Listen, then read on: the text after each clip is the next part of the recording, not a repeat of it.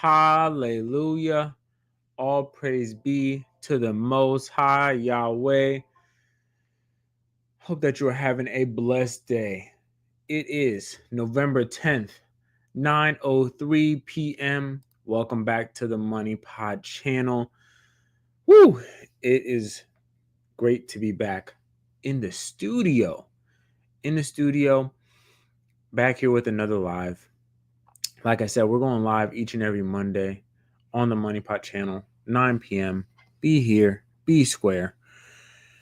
And we're going to be talking about relevant topics that are vital, I believe, for us to understand. So I pray that this live blesses you. I pray that you get a deeper understanding of these times that we're living in with digital currency, how finance is changing, and also what the Most High's word has to say. So I'm not going to waste too much time in talking about this deep dive into ISO20022 and what you need to know for this month. Hallelujah. Shalom, my sister. Welcome. Welcome, my sister Shalise. So glad you make it on.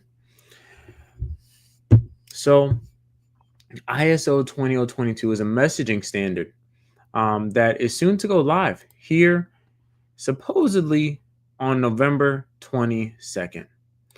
And what we're going to talk about is this messaging standard system that is to come, as well as what are some of the impacts of it. As I was just preparing for this live, I thought of a couple of verses that I want to kind of preface our conversation with, because it's brought us to where we are right now. And I do feel like we are living in the last days. In regards to money as well, we have seen an increase in the love of money all the more. And Paul writes to Timothy and he says, "For the love of money is the root of all evil." I think it's always key how leaders, pastors, they always talk about the love of money. And we're taught not to love money. But I want to share this verse here in 2 Timothy 3, where it says, actually, we're going to read the full chapter because that's always better. But mark this, there will be terrible times in the last days. People will be lovers of themselves, lovers of money, boastful, proud, abusive.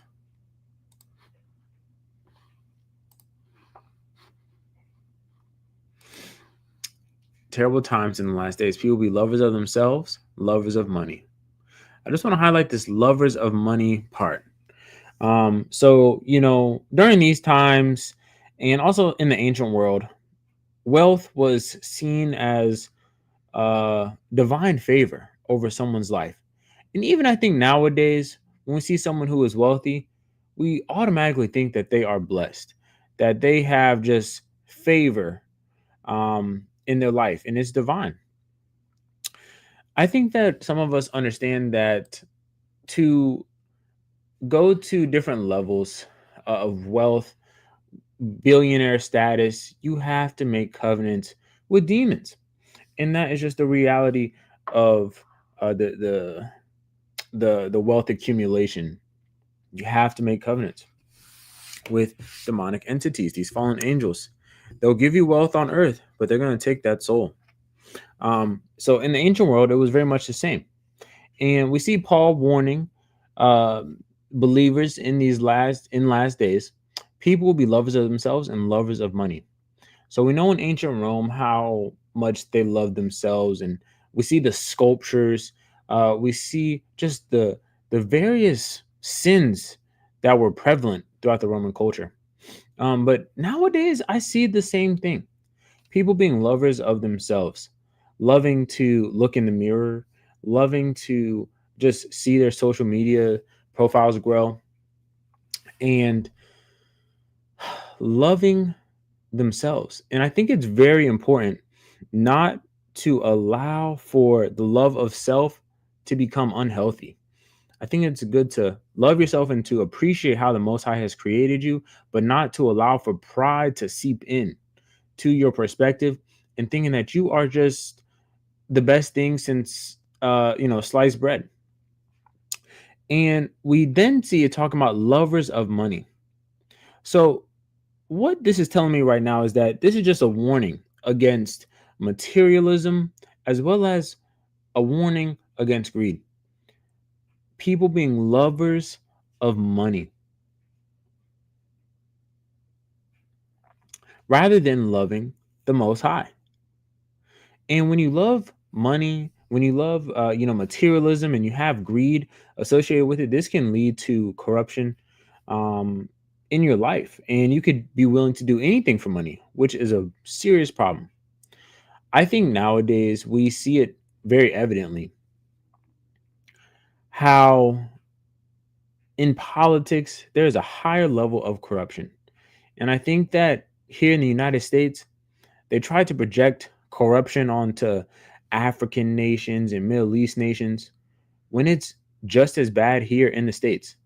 If you go and look at these campaign fundings and who is donating to who and what bills get eventually passed, it tells me that there is a high level of corruption happening in the United States government. And I think it's important that we realize that as we're talking about ISO 20022, because of we have gotten to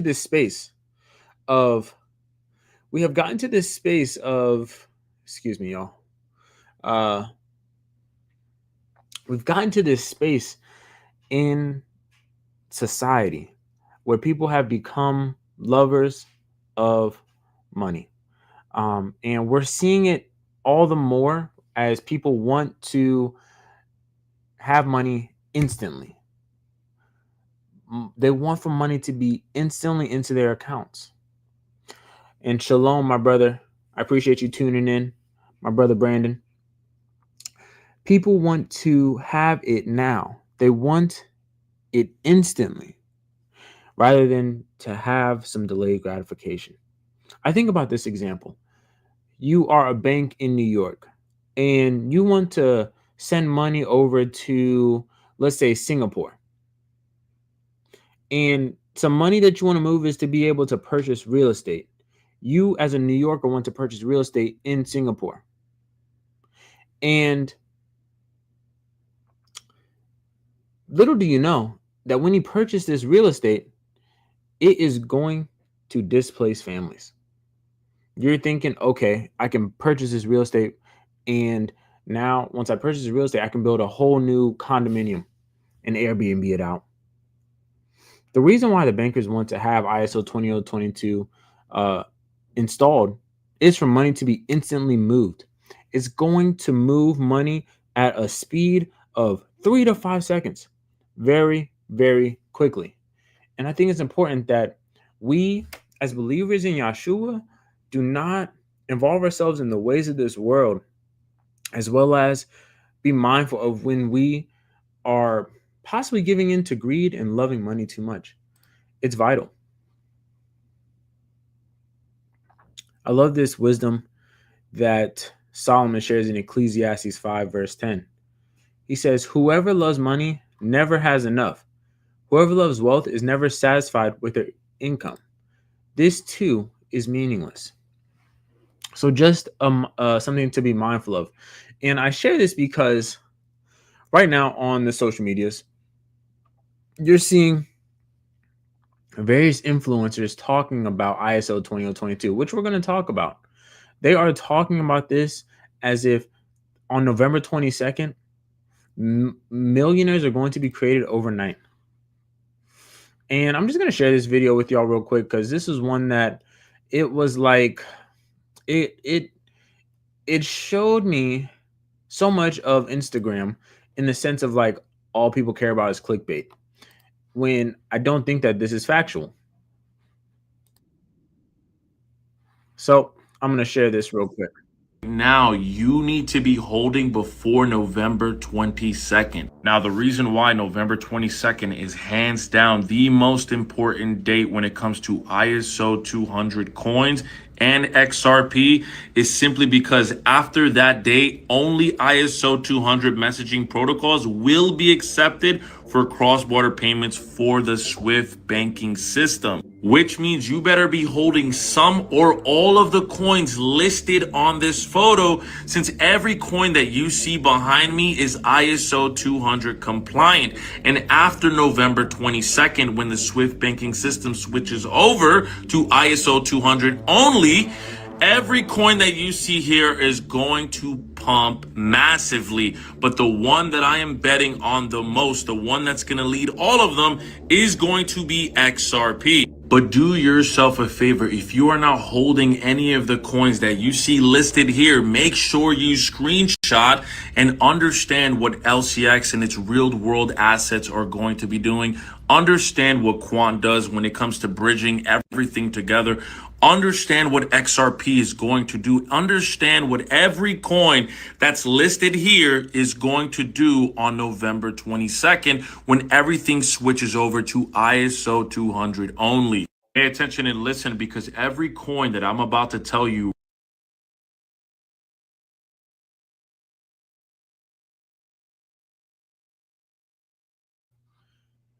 So he's creating some urgency here in how November 22nd is the date that everything is going to switch over.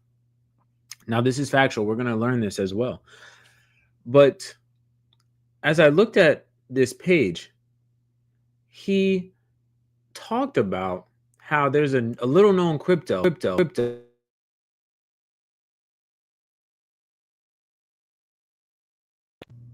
which is one that he's promoting for himself. And I just think it's always good to be mindful that whenever you start mixing in dates, that it's a high likelihood that millionaires could not be created on November 23rd. Be mindful of this urgency and push to get more people to buy in and to follow. It's really just clickbait. Because of just who I am, I just really can't make content like this and provide dates. But I think it's important to be mindful of what he's actually saying. There was some factual data provided here. Now, all those cryptos that he listed on the green screen were not cryptos that were ISO compliant. Really, there's really no cryptos that are ISO compliant, but they do meet the same sort of qualifications that the ISO standards have. And yes, Sister Shalise, I'll be willing to help out. And for anyone else wanting some one-on-one coaching, make sure you check us out. Email us at MoneyPotLLC and we'll be in touch. But I think it's important to just be mindful of these dates. And also, what do these dates mean? So, simple Google search here. What will happen when ISO 20022 goes live? All right.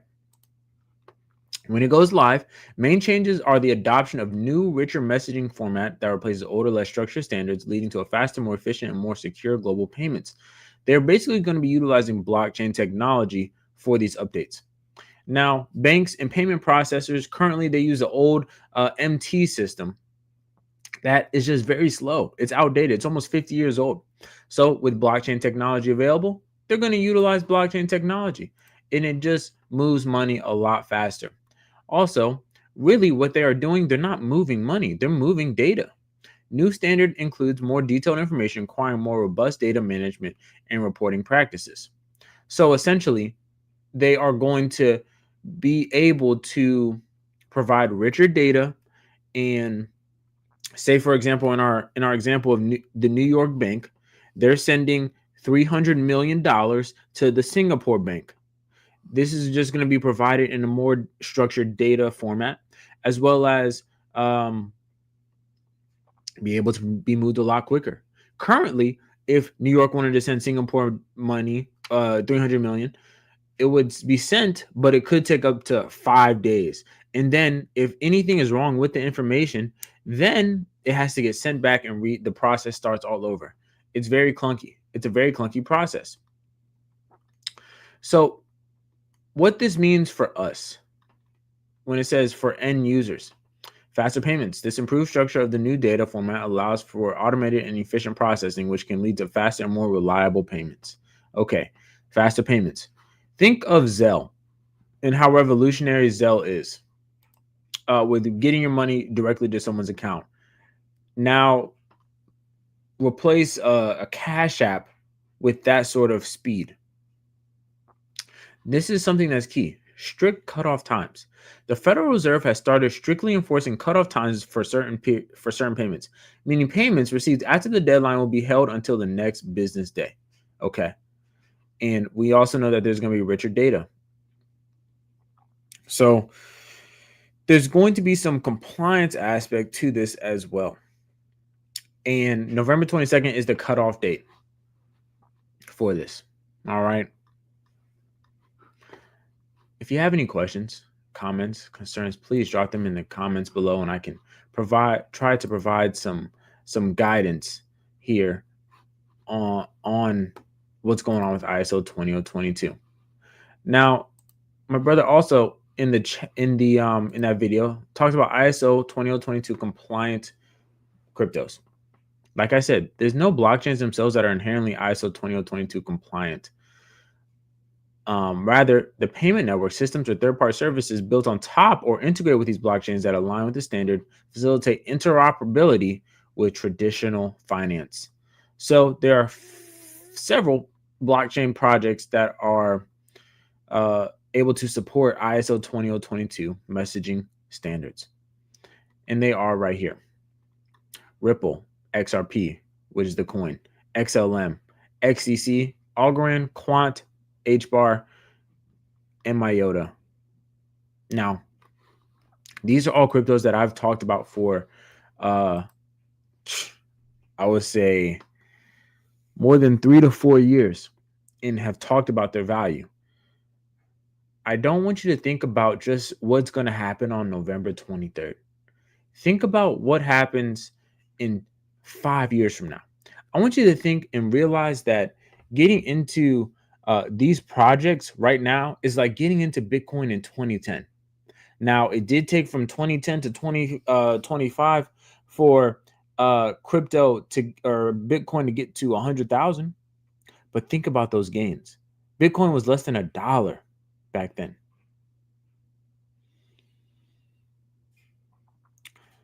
And this is a great question, Brandon. Great question. I think that it depends on what your goal is. So if your goal is to be trading your XRP and to make, let's say, like XRP Moon gets up to like $10, and then you want to just sell it, and then you're gonna like actually like be a trader with it, then it makes sense to keep it on an exchange or a trading account. But if you want to just invest and just have your XRP for a long term, that's when it makes sense to have a cold storage wallet because it's the most secure. And also, you don't want to have to make trades. So basically, you can't really trade out of your cold storage wallet. It has to get onto an exchange for you to start to see funds being realized. So it really depends on your strategy. Me, I have my XRP, my long-term hold XRP in cold storage. And then I have some that is left on the exchange. And I think it's important to realize that when you leave it on the exchange, it's a little bit more riskier. There's a likelihood that the exchange could get hacked. There's a likelihood that the exchange could not allow for you to sell or withdraw your crypto. So just be mindful of the pros and the cons of leaving it on the exchange. But my rule of thumb is that I'm not going to leave more than $500 on an exchange in regards to value of my cryptos, because I know that they are able to be lost. So that's just my perspective on it. Hope that helps. But these cryptos are all compliant, and I think that it's good to have a diverse portfolio in all of your assets. But when you're talking about digital assets, you want to have various cryptos, because you can't necessarily say that XRP is going to pop off first. Maybe Stellar Lumens does. Maybe XTC does.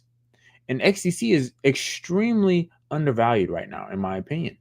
Algorand and Quant, HBAR. HBAR is governed by a council of major institutions. I'm talking like Apple and Nvidia. So these are big time players that are investing in these blockchains. that are planning to utilize these blockchains for their products. Just think about that.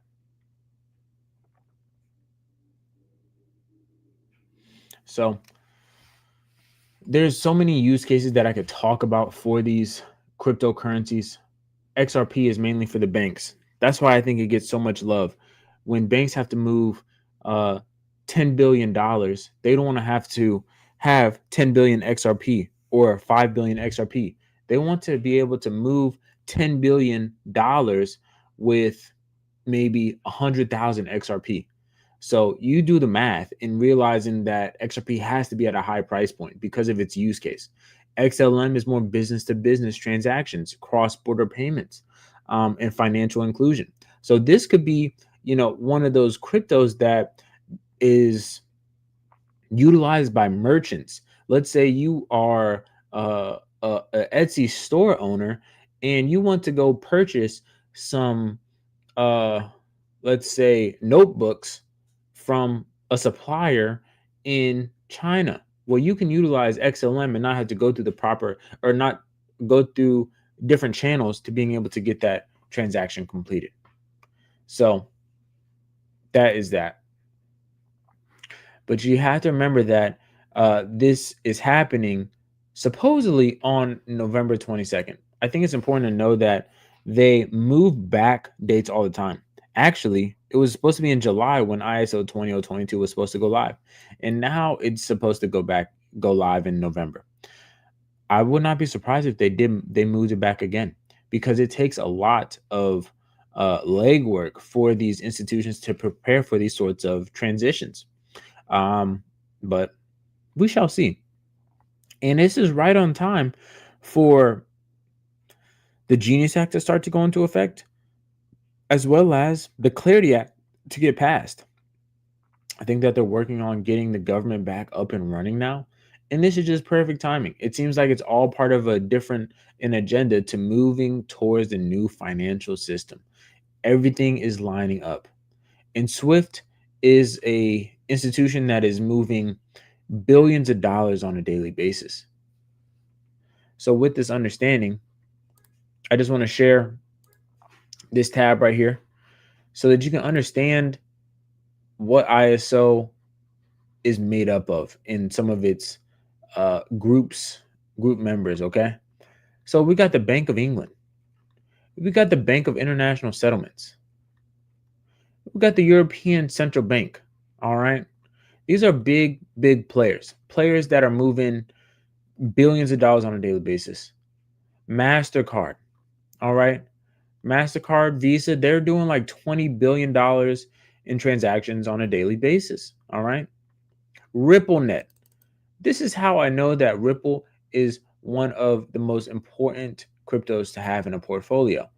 Its price is currently being suppressed. And right now, I think that there could be a time when, because the price is low now, these major institutions are able to move move for move their money into these assets. And when they flip the switch and everyone starts to announce how they are invested in XRP, and then they have these large funds that house these amounts, then the price is going to skyrocket. And I want to just share this real quick because as we look at coin market cap, the market cap's only at $3.5 trillion. $3.5 trillion. And this is really only, I would say most of this is retail. Most of this is retail moving this amount. Bitcoin ETFs didn't get approved until earlier on this year. So $3.5 trillion is just retail. Think about when 10 trillion comes in or 15 trillion. The price of these assets are going to rise. And crypto market cap, it talks about how many cryptos they have. I mean, they've got like 10 pages of, there's like probably like, I don't know, 2,000 cryptos here. Not all of them are going to make it. Wow. Ripple USD, that's their stablecoin. It's getting up there. 69. Quant, another ISO 2022 related crypto. XDC as well. 6 cents. 6 cents, okay? Like, if you know how to pick them, then you're just in a better position. The meme coins, they may pump, but they may not as well. So I just stick with the ones that I know are building out this new financial system. Basically, these can only be used for retail. Um, so Stellar Lumens is predominantly made for retail, for global inclusion. Um, Now, institutions will utilize them as well, uh, as they're wanting to move payments. It really it really depends on the institution, but I could see institutions wanting to utilize XLM as well, Stellar Lumens, as well as these other cryptos. I don't think that they'll necessarily. I think that eventually XRP will get to the point to where it will price out retail, so that people won't be able to afford XRP. I also think, like, in today's terms, how we would like to have, like, I'm just thinking of myself, maybe 0.25 or 0.5% of a Bitcoin. I think XRP is going to be the same way, where we just want a drop of it. So this just kind of explains a little bit more onto ISO 20022 and how XRP is going to help out the system.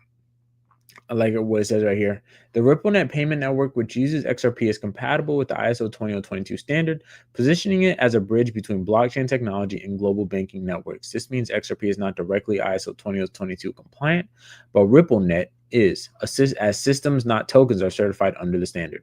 So RippleNet is the blockchain, and this is what's compliant, not necessarily XRP. But we had to know and realize that the native token to RippleNet is XRP, which, as I think about it, is going to increase in value as RippleNet becomes all the more adopted. Why would XRP, the native coin to RippleNet, not get as much love as, say, other digital assets that are on RippleNet? It would get promoted over the other assets. And what we are soon to see, in my opinion, is these hundreds and thousands of institutions starting to build out their own networks on the RippleNet blockchain. And RippleNet is a base layer blockchain. And Stellar also is a base layer blockchain. They're actually created by the same person, Jed McCaleb. He created both of them. Look him up. I'm pretty sure he's, married to a Rothschild. But when we look at them being base layer blockchains, this means that other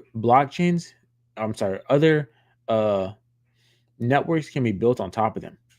You can have a base layer protocol with its native token XRP, and then you can build a central bank digital currency onto XRP. You can build a central bank digital currency onto XLM. You can build out a stable coin onto these base layer protocols. HBARs is the same as well. And that's what these institutions see so much value in. I have shown this video, and I will try to show again as well, because it tells me all that I need to know about the future and where things are headed. We see Larry Fink wanting to push tokenization. And when we think about tokenization, we have to realize that there's someone that's going to conduct all of these transactions. 1 second.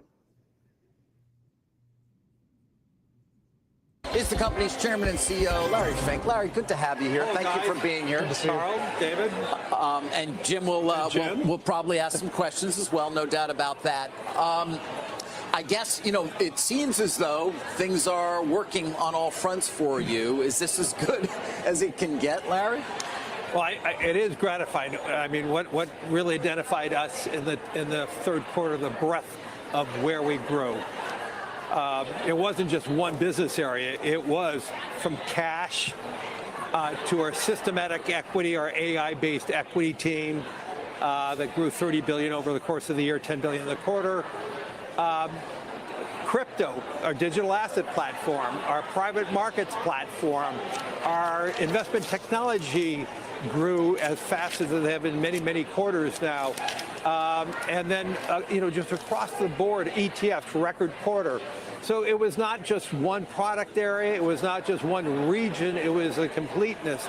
And I think it comes down to the whole portfolio, the entirety of a conversation. When we bought BGI, I do believe we're just at the beginning of digital.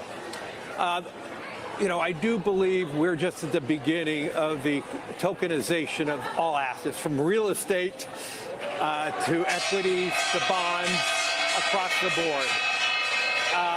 It's very loud here. It is very loud. But it's good. Capital's at work, Larry. You like that. I love capital at work. Yeah. But there's $4.1 trillion of money in globally in digital wallets. A lot of that money is outside the United States. If we could tokenize a ETF, digitize that ETF, we could have investors who are just beginning to, invest in markets through, let's say, crypto. They're investing in it, but now we could get them into the more traditional long-term retirement products. So we look at that as the next wave of opportunity for BlackRock over the next tens of years, as we start moving away from traditional financial assets by repotting them in a digital manner, and then having people stay in that digital ecosystem. Mm-hmm. They can have their cash, and we have the largest cash money market fund that's tokenized called BITL. So, yeah, kind of laid out their plan on what they plan to do with tokenizing all their assets. BlackRock has $10 trillion worth of assets. And really, this is setting the stage for this digital ecosystem where you've tokenized your assets with your BlackRock accounts, your cash, you've tokenized your 401k, you've tokenized your bonds, Yeah. So this is where everything is moving towards. In investing in the base layer protocols is where it's at, because they are only going to grow in value. And when I say the base layer protocols, I'm talking about the blockchains that are building out this new financial system: XRP, XCC, HBAR, IOTA, amongst a few others. But yes, great call on the video. This one was interesting. I've seen another one. He's been going on a spree. There's 3 videos in the last month of him talking about tokenization and how we're going to tokenize all the assets. So when Larry Fink says something like that, I listen and I'm like, okay, well, the tokenization must be coming up soon. And this tells me that it's happening because we see that the Genius Act gets passed this year. Next, the Clarity Act is going to get passed. And once the Clarity Act is passed, it's to the moon. Seriously. We're going to see these asset prices rise extremely high. And you're going to be grateful that you listen to the Money Pot channel. Yes, it definitely does. It wholeheartedly does. They are, mixing and dibbling and dabbling with the fallen angels there at BlackRock. There's no way that you just get up that high without. They've got some funders. Yeah. So that is that. But it's important to realize that this transition towards a new financial system is happening. ISO20022 is happening. The current date is November 2022. With this transition towards this ISO20022 messaging standards, it does not mean that crypto is going to explode. It's going to be a transition. But yes, it means BlackRock they're the largest asset manager in the world. So they manage the most amount of assets. Whether, they have various holdings, but they're, in my humble opinion, they're not good, as they have a lot of power and they push their agenda. But when it comes to the wealth of the wicked being stored up for the righteous, we've got to be positioned and prepare for this wealth transfer into the digital space, getting our coins and buying land and assets that are going to retain their store value, precious metals, real estate, community building, so that we can live in unity and praise the Most High, worshiping Him in spirit and in truth. So I pray that um, this live video blessed you, and that you were able to just learn something about ISO 20022. I'll be coming out with some more content on it, just so you have a good understanding of it. But I appreciate you. Make sure you like, comment, share, subscribe, do what you do, but we appreciate you. And until next video, make sure that you stay blessed, stay healthy, stay prayed up. Shalom.